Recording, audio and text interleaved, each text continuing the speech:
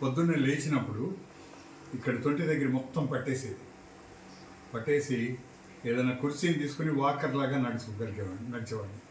ఇక్కడ terrible pain అనమాట, తొంటి దగ్గర అసలు భరించలేమన్నమాట, అంత నొప్పి ఉండేది. కాలేజ్కి వచ్చినప్పుడు కూడా నేను అబ్జర్వ్ చేస్తాను. అవును, చాలా చాలా ఇదనమాట.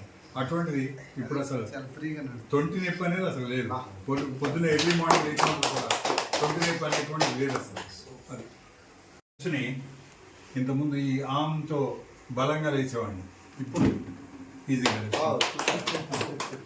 తర్వాత నైట్ టైం 4 to 5 times వాష్రూమ్కి వెళ్ళేవాడిని.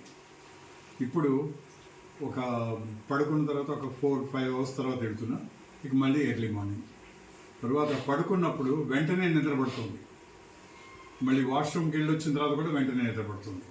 మామూలుగా అంతకుముందు అయితే అటు ఇటు కొట్టుకునేవాడు అనమాట, పొర్రటం అయితే నిద్రపట్టేది కాదు. ఇప్పుడు ఆ ప్రాబ్లం లేదు. ఎన్ని అవర్స్ నిద్రపోతున్నారు? అబౌట్ 6 hours పైనే. అంతకుముందు 4 hours ఉండేది, ఇప్పుడు 6 hours వెళ్ళింది. ఇంకా కొద్ది రోజులు పోతే 8 hours అవుతుంది అనుకుంటున్నాను. Good sleep. Good sleep, deep sleep. Deep sleep. Good and deep. తర్వాత ప్రొఫెషన్ నేను ఫార్మర్ని, ఆర్గానిక్ ఫార్మర్ని. అంతకుముందేమో ఎయిర్ ఫోర్స్లో పనిచేశాను, వింగ్ కమాండర్గా రిటైర్ అయ్యాను 1983లో. 65, 71 2 వార్స్లో యాక్టివ్గా పార్టిసిపేట్ చేసి తర్వాత వాలంటరీగా రిటైర్మెంట్ తీసుకున్నాను అనమాట.